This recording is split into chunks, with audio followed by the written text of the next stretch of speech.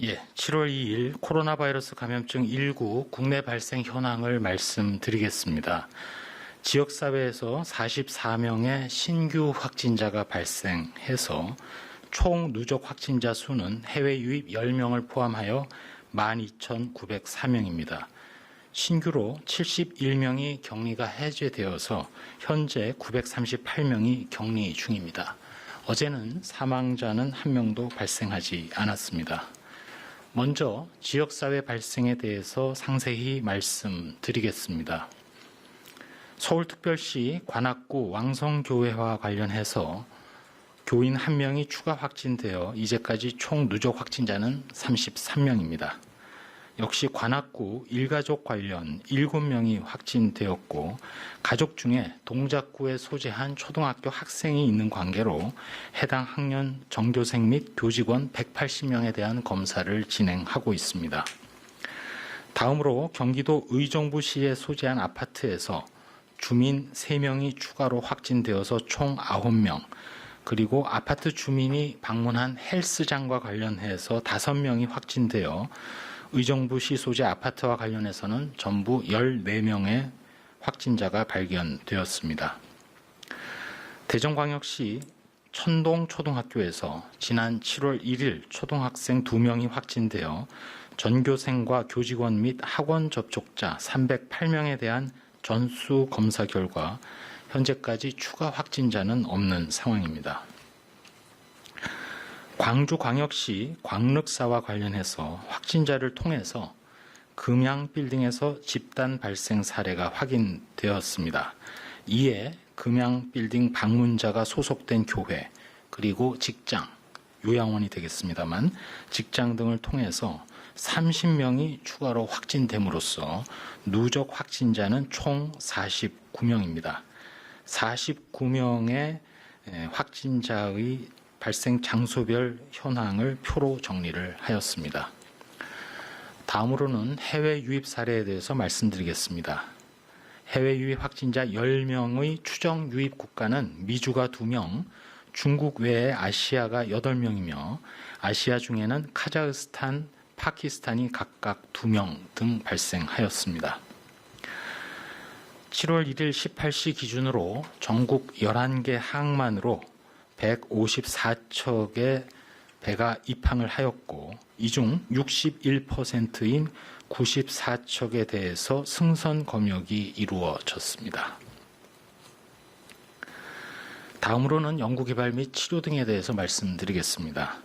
그동안 혈장 치료제 개발을 위해서 추가로 40명의 완치자께서 혈장 공여 의사를 밝혀주심에 따라 총 누적해서 269명이 혈장 공여 의사를 밝혀주신 데 대해 깊이 감사드립니다.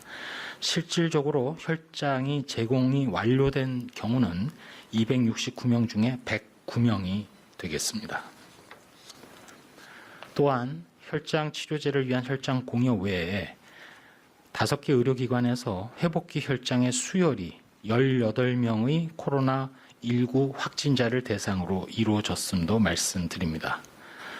추가적으로 어제 말씀드렸던 렘데시비르와 관련해서 2명의 환자에 대한 사용 신청이 들어왔고 이에 따라 심의를 거쳐서 오늘 오후 3시경에 렘데시비르의 약이 제공될 예정으로 있음도 말씀드립니다. 그리고 코로나19 확진자 5,500여 명에 대한 임상 역학 정보를 공개하고 연구를 원하는 기관 등에 대해서 신청을 받고 심의 후 자료 제공이 진행된다고 말씀드렸는데 현재까지 총 8개 기관에서 신청을 해오셨습니다. 이 중에는 의료기관이 5곳, 공공기관 2곳, 학교가 1곳이 되겠습니다. 이러한 신청에 대해서는 절차를 진행하고 있습니다. 저희 중앙방역대책본부에서는 최근 종교시설의 소모임, 종교 행사 등을 중심으로 코로나19 전파가 확산되고 있어서 모임 자제 및 비대면 모임으로의 전환을 계속 당부드리고 있습니다. 특별히 부득이하게 종교 행사를 하시더라도 침방울이 튈 수 있는 행위, 즉 노래 부르기는 자제해 주시고 예를 들어 반주만 연주하는 방향으로 진행해 주시기를 구체적으로 부탁을 드립니다. 또한 종교 행사 전후로 소모임의 경우에도 밀집된 공간에서 장시간 대화를 나누는 등 감염 전파가 쉽게 이루어질 수 있는 상황이기 때문에 자제해 주시기 바랍니다.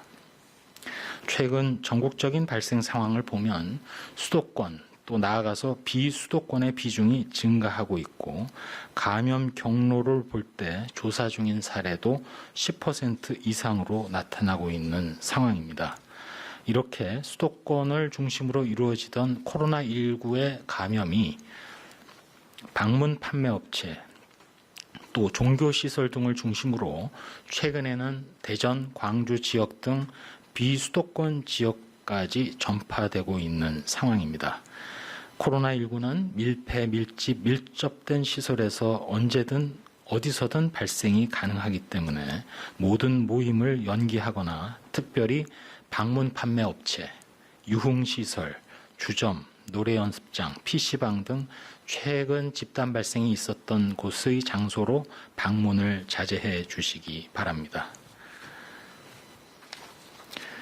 마지막으로 코로나19 관련해서 한 말씀 올리도록 하겠습니다. 우리나라의 코로나19 발생 상황을 보면 방금 전 말씀드린 대로 최근 비수도권인 대전, 충청권 그리고 광주까지 집단 감염의 고리가 이어지고 있습니다. 우리는 일일 생활권에 살고 있는 상황입니다. 특정 지역이나 또 지방자치단체 어디를 가리지 않고 언제든 코로나19 발생이 가능한 상황입니다. 다행인 점은 방역 수칙이 잘 지켜지고 있는 곳에서는 발생이 최소화되고 있는 상황이라는 점입니다.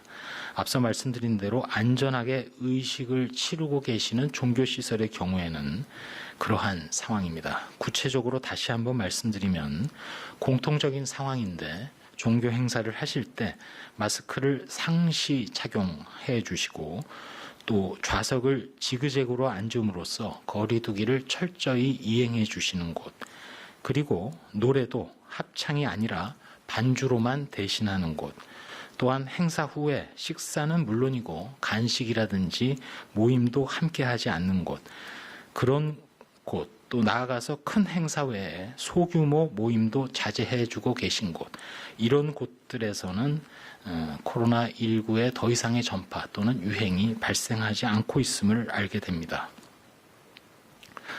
말씀드린 활동을 하고 계시고 또 해주시는 모든 종교 관계자 여러분들의 방역 참여에 감사를 드립니다.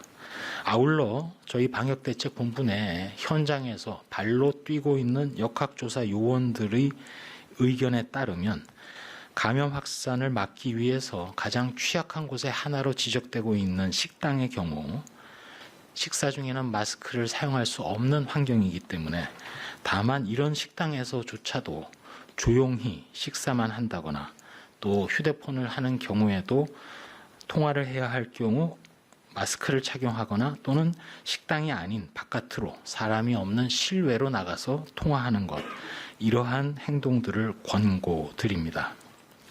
현장 역학조사관의 경험에서는 마스크 없이 이루어지는 대화 또는 휴대폰의 통화 등이 코로나19 노출과 전파의 가능성이 높다는 의견입니다.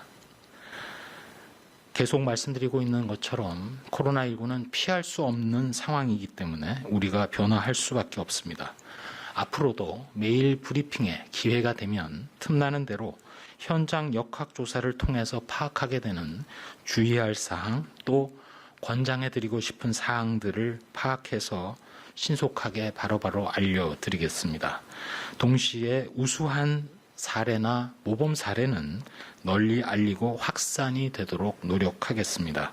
국민 여러분들께서는 생활 속의 구체적인 행동 수칙을 꼭 참고해 주시기 바라고, 우리가 비록 코로나19 유행기에 살아가고 있지만 일상을 보다 안전하게 보내실 수 있도록 저희 방역당국에서 소통을 강화하는 차원에서도 한층 더 노력하겠습니다. 이상입니다.